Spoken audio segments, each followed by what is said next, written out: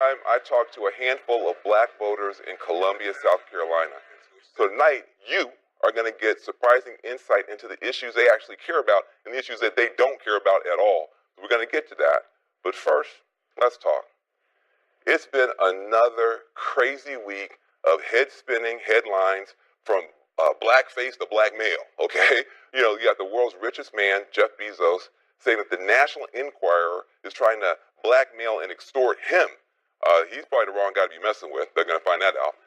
And then you got the state of Virginia government in complete disarray because of blackface. It's a total crazy mess.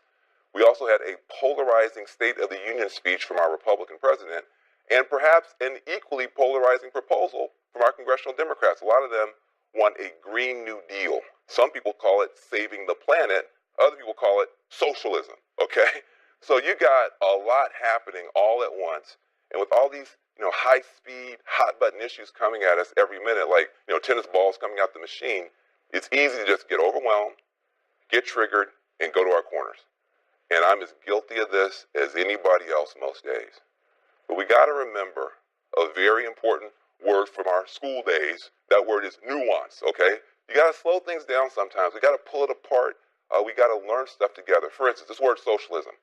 That immediately sends people running to their corners, especially older voters who remember the Cold War, the Iron Curtain, the Soviet Union. But that's not what these younger voters are talking about.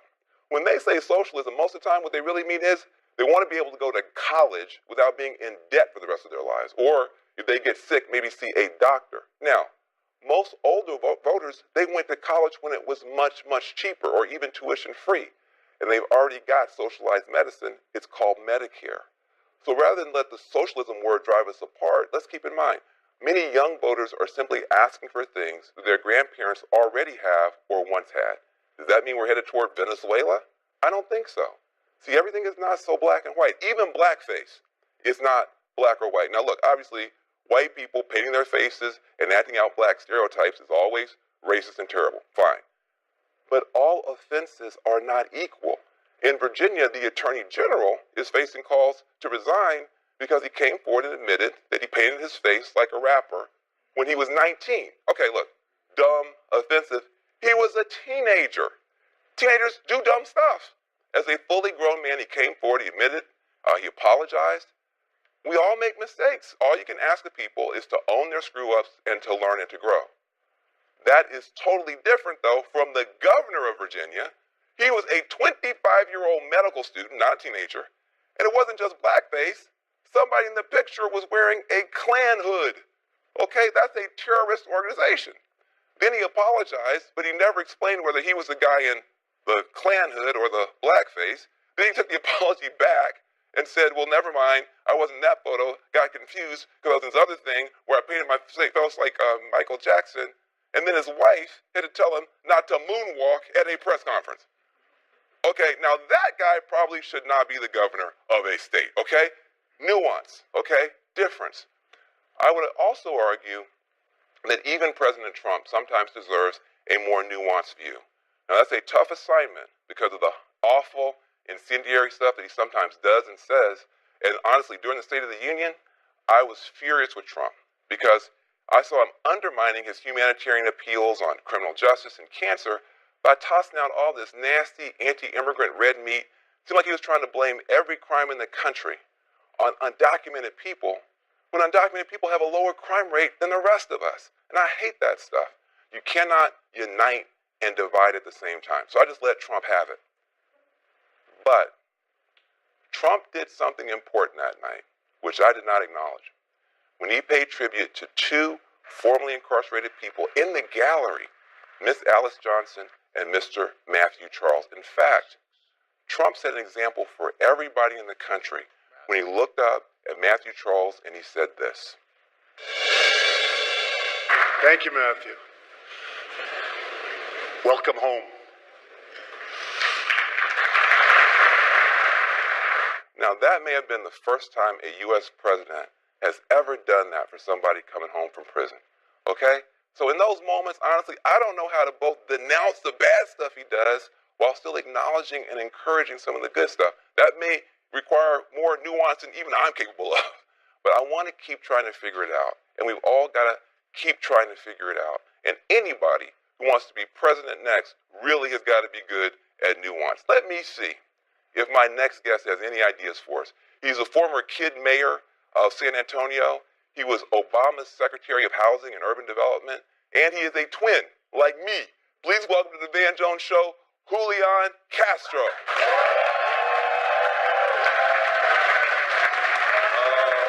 My brother. Look at this guy. Look at this guy. I have to admit. The young folks like you. The young folks like you. I have to say, man, I have never been quite called a kid mayor, but I was young. Yeah. Well, listen. Well, listen. Not only were you a young mayor, you were a young cabinet official. You've been a leader your whole life. But why do you want to get involved in this mess now? I mean, are you a masochist? Why would you run for president in the middle of this insanity? Oh, I know. You know, the other day I was talking to my brother. He said, you know, you're running for president at a very crazy time. And I think that's an understatement. Yeah. But for me, it really is about the fact that I have been so blessed, like you have, like a lot of folks here have, to have had great opportunity in this country. And that didn't happen by accident. It happened because there were certain things available in this country, like good public schools and the opportunity to go to college and then pursue a career. And I want to make sure that those same kind of opportunities are there for families across the United States. And I have a track record of getting things done as a mayor and as a cabinet member. And I have a strong vision for the future of the country that hopefully we'll get to chat about. Yeah, well, I mean, you saw the State of the Union speech from Trump. I mean, what did you make of what he's up to in that speech? Well, you know, here's the thing. Every State of the Union, it doesn't matter which president it is, they say nice words. Yeah. So you know going in that you're going to get nice words. The difference with this president is that we have seen time and again that his words don't match his actions. You know, he can't unite the country if he constantly uses the language of division. Yeah. And I believe that people feel like he's done so much to divide the country. Yeah. Well, you're somebody who has tried to be a uniter. This issue of immigration, how would you resolve this? Well, I'm hopeful because I think there are places where they can compromise. The Democrats have mentioned several types of investments in the budget that they're willing to make in things like more personnel at the border, better technology, and also securing the ports of entry. Folks may have seen that about a week and a half ago, we had one of our largest busts of fentanyl at the Arizona border. And that didn't come, you know, through the desert. There's not a single thing that a wall would have done there. What came from was a port of entry. And we need to do a better job there. So my hope is that they can compromise there. Well, what's your ideal vision? And I mean, if you're president of the United States, you get the Republicans, Democrats together, what would work for America? You were a mayor in San Antonio, a lot closer to the border than Washington, D.C. I mean, what do you think would actually work? Well, what would work is the blueprint was in 2013, there was comprehensive immigration reform legislation. They got 68 votes in the Senate, so Republicans and Democrats. If it had been put to a vote in the House, it would have passed, but it wasn't. So, you know, that would include making sure that we have personnel and technology at the border that can continue to ensure that they're good and secure. It would also include an earned pathway to citizenship for dreamers and for the other 10 to 11 million people who are here if they're otherwise law-abiding. I think that we can do that. I think it's a false choice to think that in order to have border security, we have to be cruel the way that this administration has insisted. Do you think that, I mean, you know, you're being called the Latino candidate, and, you know, Kamala's being called the black girl magic candidate, and Corey's the black candidate. Do you think that all this sort of demographic pigeonholing is destructive? Is it something you embrace? I mean, how do you think about your role as maybe the first Latino nominee or president? You know, that's one of the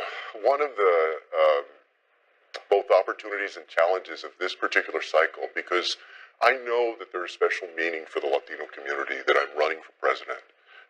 You know, I know that there are a lot of parents out there who can tell their little boy or little girl, hey, look, you can do it because he's doing it. At the same time, I've always believed that whenever you serve in office, you have to serve everybody. And so I'm proud of my background. I do think that there's going to be special meaning in my candidacy, but I'm also aware that I have to have policy proposals and a vision that includes everybody. Do you think Trump would actually like to run against a person of color? Do you think that helped him? Because he was getting people angry about Obama. Obama wasn't even running. Oh yeah, I mean, he was a birther. Yeah. I can only imagine as a Mexican American the things that they're going to come up with. Exactly. Yeah. I mean, how do you turn that? He might think that you're his dream opponent. How do you turn that into a nightmare for him? Well, number one, I'm going to win Florida, I'm going to win Texas, and I'm going to win Arizona. So, that's 78 electoral votes that'll speak very loudly to it. All right, 78 electoral votes. So I think that I believe that I can go, if I'm the nominee, and that I can get back places like Michigan and Wisconsin and Pennsylvania, and also go get Florida, Texas, and Arizona, which we've not been able to do. Yeah. Well, first you got to win the primary. And right now, your name recognition is not very high. I think like 60% of people still don't even know who you are. How does that make you feel? Is that like bad for yourself? No, I see that as opportunity because the people that do know who I am have a favorable impression of me. And so I think if I just keep doing interviews like this and I knock on doors and do everything that you do in a campaign, I'm very confident that by the end of the day, I'm going to pick up a lot of momentum. You serve with Biden. What do you think about him? There seems to be a clamoring for him to get in. Do you think that clamoring for him to get in means that people in the party don't want the younger face? They don't want the young progressives? They might want somebody more centrist and established? How do you read the Biden fever that's going on? Having been in the administration and seen up close his work, I have tremendous respect for him. I think he's had just a fantastic legacy of public service. I get the sense out there that people want a new generation of leadership. I traveled a lot over the last few years, and especially during these last 2 years, supporting candidates in the 2018 cycle. And I don't say that as anything personal against one person. The sense that I get is that people want a new generation of leadership. And in this race, just speaking for myself, I believe that I'm going to bring a vision for the country that represents the future. Do you think that Biden should maybe sit it out? I wouldn't say that. Why not? Because if he wants to run, he certainly has a track record of accomplishment. He served as the vice president. I think so many people respect him. He would be a fantastic candidate. Yeah. So if he wants to run, he should. Now you mentioned vice president. On Jimmy Kimmel, you said you don't want to be the vice president, and you had some sting to it. Was that a traumatic? I mean, you were like, oh wait, no, did something happen? I mean, the last time they were running your name. Well, I mean, because I went through the vice presidential selection process last time, and I wrote a little bit about this in my book last year. That is the craziest process because you're supposed to pretend like you don't care. You're not even under consideration. And also in politics, what I've always enjoyed is fundamentally, politically, you're going out there and you're asking the people to support you. In that VP process, you're counting on one person basically to make a decision about who they're going to choose. That's just not my type of politics. Yeah, I mean, that's not what I'm into. So what I said was I've kind of been there and done that, and I'm running for president. Do you think Hillary Clinton made a mistake not picking you? I wouldn't say that. It's hard to tell. Yeah. I think he thinks you did. Okay, look, we're going to have a lot more to talk about when we come back with Julian Castro, including what he thinks about the influence of socialism on the Democratic Party and something that he and I actually have in common that has shaped both of our lives. Talk about that when we get back. So I'm here with 2020 Democratic presidential candidate Julian Castro. Now, look, I want to get into a tough topic. Donald Trump said, the Democrats are now becoming a socialist party. And I think a lot of people say, it's just a bunch of rhetoric. But in the Latino community, you have a lot of people who have had real experience with real socialism, whether it's, Venezuela, Nicaragua, Cuba. Is this going to be something that if he makes it stick can cost us with the Latino community, or is it just a bunch of hype? No, I think I believe it's just another tactic to divide people. Also, what people are proposing is not socialism. Socialism is where the state controls the means of production. Right. When people say there should be tuition-free college, as you have mentioned, the fact is that generations past had tuition-free college. California, when they say somebody should have universal health care coverage, well, the fact is that if you're in the military or you're an older American, you get Medicare or TRICARE. we're not doing anything that we haven't been doing for a long time. Yeah, it's funny to me, like we already give kids free education, kindergarten, first grade, second grade, third grade, 12th grade. But if you give it to them in 13th grade, it's communism. I'm like, hold on a second. That's just weird. Well, you know what, man? The people that should have the most interest in more folks getting to go to college or apprenticeship program or training program are the people that believe in the private sector, because you know what? We're going to get outcompeted by China and India and all of these countries that today are producing tons and tons of young people that are getting a higher education. If we don't keep up with that, then we're going to fall to second or third place. Well, I mean, I hear your passion on education. Let's talk about Medicare for all. That's another big topic that's come up. People think that we're going to wipe out the insurance industry. When you say you're for Medicare for all, what are you talking about? What I believe is that we should have a system where anybody who wants to be enrolled in Medicare can get it. People have asked, for instance, can somebody still have a supplemental plan or private health insurance? And countries do this differently. I believe we can have a system where if somebody wants their own insurance plan, that they can have it. But here's what I don't believe. I don't believe that your ability to get health care when you need it should be determined by somebody's profit motive. And so everybody should have the access to health care and good health care when they need it. You know, you and I have something in common in that we're both twins. When you have a roommate, that's one thing. But when you have a womb mate, that's a whole different level of what's the impact of having this kind of shared journey with somebody as close to you as he is? Oh, as you know, I mean, there's nothing else like it. It sounds corny, but that is a bond unlike any other bond, because you grow up in a way where people see you as the same person a lot of times, where you're kind of fighting. We were for your own identity, but at the same time, you almost have somebody in life that God has given you that is perfectly made for you and understands you. And I'm convinced that I wouldn't be who I am or where I am if I hadn't grown up with Joaquin as my twin brother. So did you guys have like a fist fight to figure out who's going to run for president? Well, I'm a minute older, so I get first shot. Yeah. I'm 4 minutes older. There you go. That's right. There you go. That's right. He knows his place. Yeah. And also, you're a dad. I am. You're a father. You've got 2 little kids. Yeah, my wife Erica and I have a girl, Karina, that's about to turn 10 in about 5 weeks. And we have a son, Christian, who turned 4 on December 27th. You know, that must have been tough. You got to, in the middle of their tender years, put them through this ringer. What was that conversation like in your home? Well, that was the hardest part of making a decision to run in the first place. Because to miss time with them when they're so young, and these are the great memories that you're supposed to have later on. But I'm doing this because ultimately I want the world and this country to be a better place for them and for other children like them and their children. And also, I get back to San Antonio. You know, I'm trying to be disciplined about making sure that I spend time at home. Because, it's one thing to go out and campaign, but you can't forget what your priorities are. The good thing is about you, you've got such good training in being able to be an activist and a parent because of your mom. I mean, your mom, I do, yeah. Your mom that is a true. legend in your hometown. Talk a little bit about your mother and what it was like to grow up in a household that the whole thing was about making change. Yeah, well, so I grew up with my grandmother that had come over from Mexico and my mother. My mother had been a hellraiser when she was young. She was involved in the old Chicano movement, which was basically the Mexican-American civil rights movement. And so when we were growing up, she would drag us to rallies and speeches and marches and all of that. And mostly what I took from that was that there was a value in participating. A lot of people grow up and they think, all of those politicians, they're all crooks, or you can't trust anybody.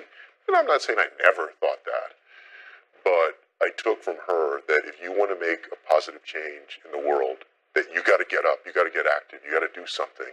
And the blessing of growing up in the generation that I'm growing up in, and certainly a younger generation, is that we could actually run and win. My mom ran for city council when she was 23 years old in San Antonio on this slate called the Committee for Barrio Betterment. None of them won because of the times. 30 years later, I became one of the youngest city council members ever elected there at 26 because of the progress that her and so many other people had helped make possible. That's the blessing of what they gave us.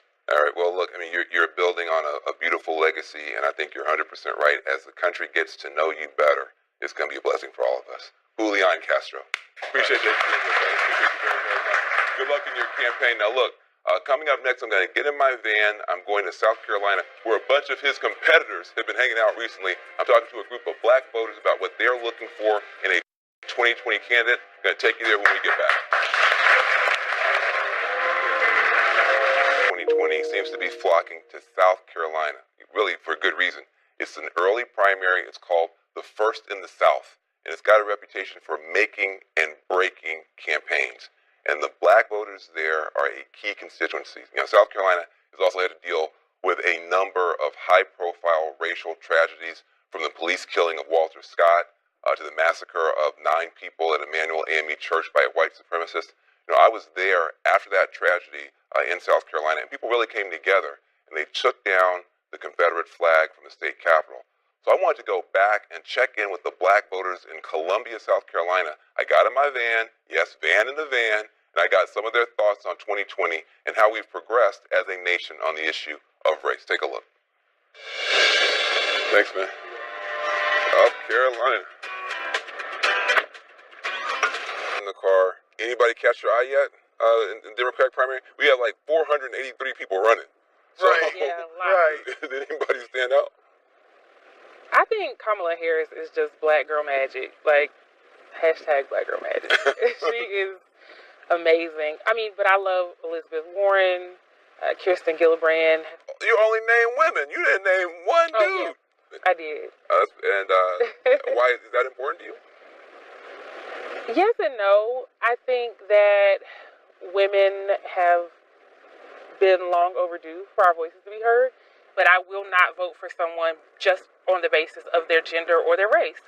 I want to hear how connected they are to the needs of the people, and if they're really talking about real reform, working across party lines. So would you say that a Beto or a Bernie or a Biden could not get your vote? I think I would definitely support a person of color candidate. And if the policy that the other person puts forward is significantly better and is going to impact people of color better, then I would look at that. But I would like to see people of color have a shot at making this thing to happen. What about Biden? If he gets to the Democratic primary, he poses a serious threat as far as the Electoral College is concerned. But Biden does. Why? Yes. He's working class. I can see him possibly pulling Pennsylvania, Michigan, Ohio, the Wisconsins of the world. I think we need someone who knows how to work across the aisle. I mean, when you have a 35-day government shutdown, somebody needs to figure out how to talk to someone else. What's wrong with Donald Trump from the perspective of a conservative black voter in South Carolina? The divisiveness. I mean, there were windows of opportunity, for instance, in Charlottesville, where you didn't have to give some sterile response to what took place there. I mean, man, we went to World War fighting Nazis. I mean, white supremacy, that needs to be buried, dead and buried. Those are vestiges of the past, but they're vestiges of the present which still haunt African Americans, and they haunt folks like me. And we're just not gonna tolerate. We're not going to support someone that we're basically afraid of. And there are a lot of people in the Republican Party who do not have those views. Now, where we have faltered is in being silent.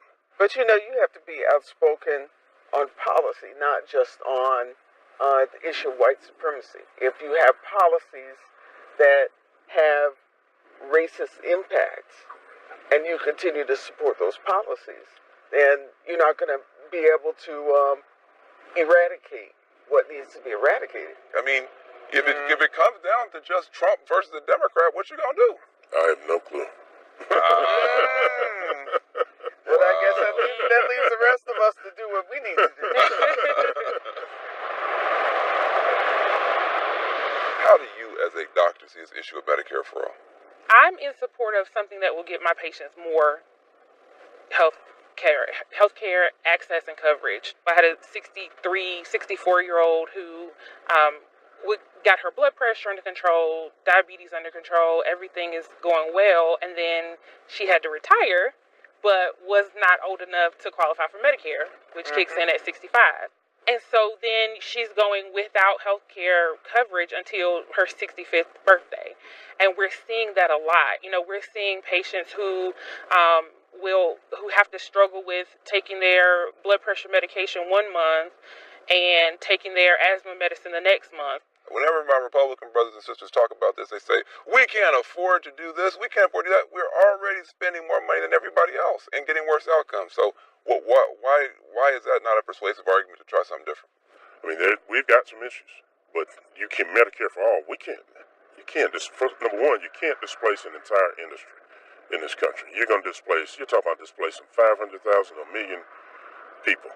And now you're talking about the government being in the insurance business, although it already is, but it being bloated. That just can't happen. We can't afford that. I know you're in favor of not only Medicare for all, but you're also in favor of free tuition. Free college tuition? First of all, it's not going to happen. Second of all, it's not going to work. How are you going to pay for that? Who's going to pay for it? Taxpayers. Jeff Bezos? Oh, God. Well, listen, You can't penalize somebody for the success now. Well, why does it have to be looked at as a penalty? Because it is a penalty. You're going to tax somebody at 70% just because they're a multimillionaire? It's a civic duty. It's like voting. We pay taxes. But he did give it back. He built an empire. He built a company. He built a company that employs people. He built a company, just as you all touted earlier, that provides health care. He did give it back. So what's the enticement for increasing wages? So we have these billionaires and their workers are barely meeting the poverty line? There is going to be, and there's always going to be in this country, a situation where you're going to have to pull yourself up by your own bootstraps. That's not going to change. That's just the nature of the beast as it relates to capitalism.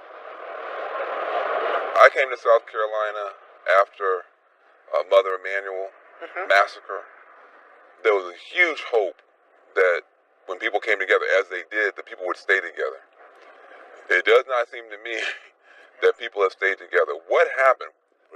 And people haven't just splintered apart. I mean, all you have to do is if you look at what Governor McMaster's doing right now, he's focused in on rural South Carolina as it relates to education.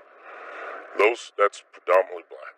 Part of whatever happened during that flag is a result of us now looking at more equity as it relates into the funding of education in South Carolina. What did that flag mean to you when it was up, and what does the flag mean to you coming down? To me, it meant white supremacy and racism because it went up for that reason in the 1960s. It meant American homegrown terrorism. That's what it means.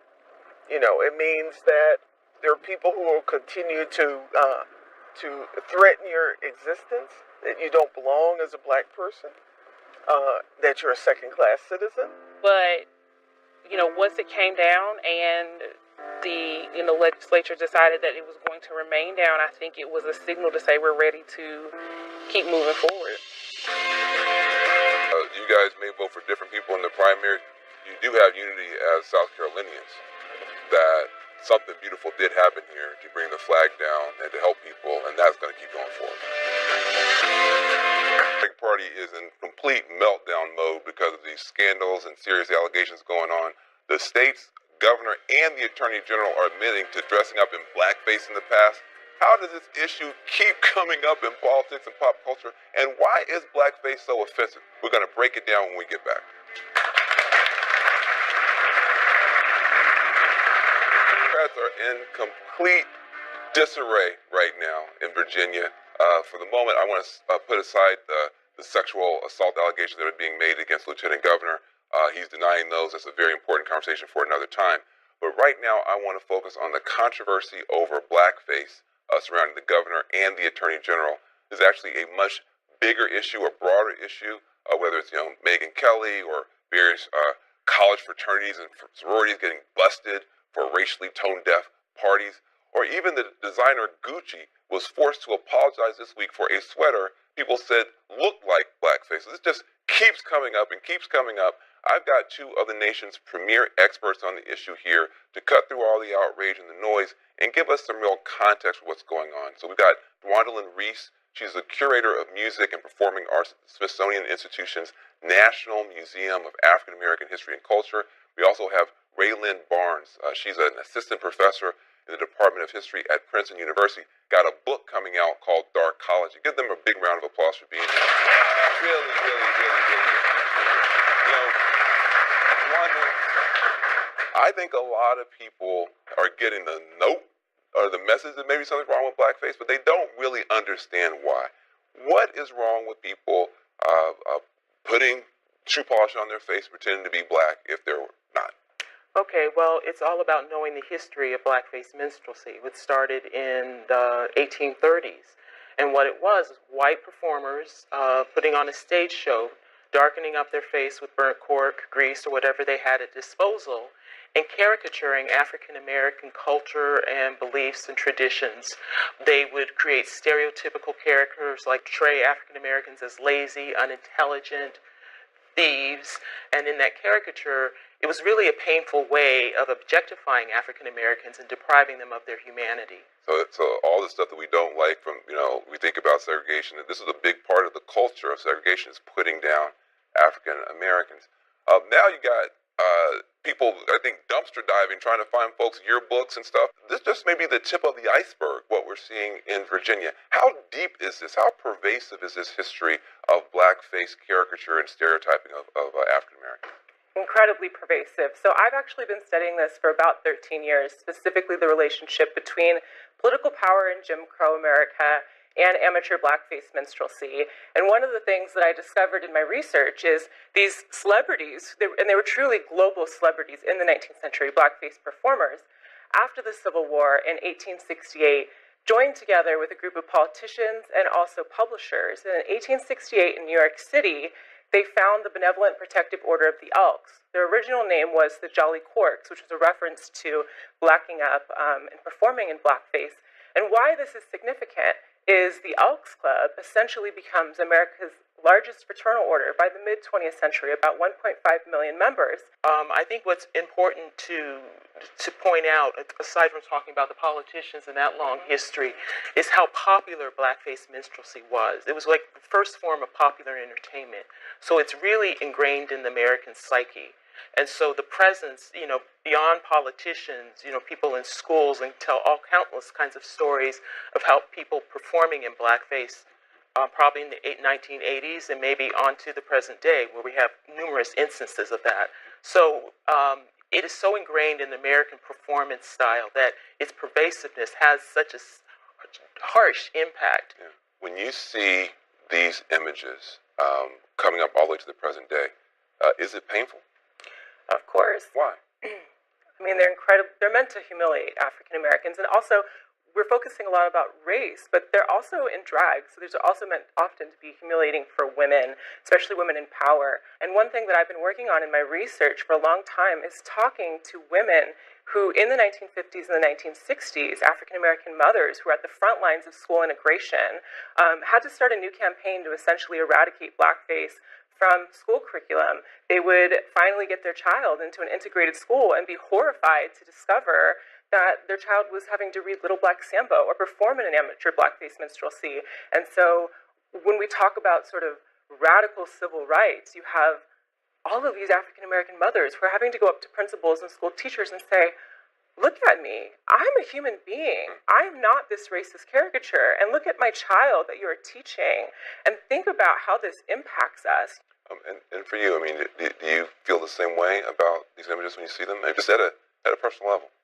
I have a visceral response. What is it? It's sadness, a sense of humiliation and reminders of the past and the present, and how pervasive and dangerous these images are to the existence of African Americans even today, and how pervasive they are, and how the sadness comes from people not having the empathy or the ability to understand why these images are painful and how it really has affected African Americans throughout history in this country. Mm-hmm. Well, I mean, what do you think about people, like Megyn Kelly? At what point is it okay for people who don't understand to at least ask the question. Obviously, Megyn Kelly should have known better. The politicians should have known better. And it is important too.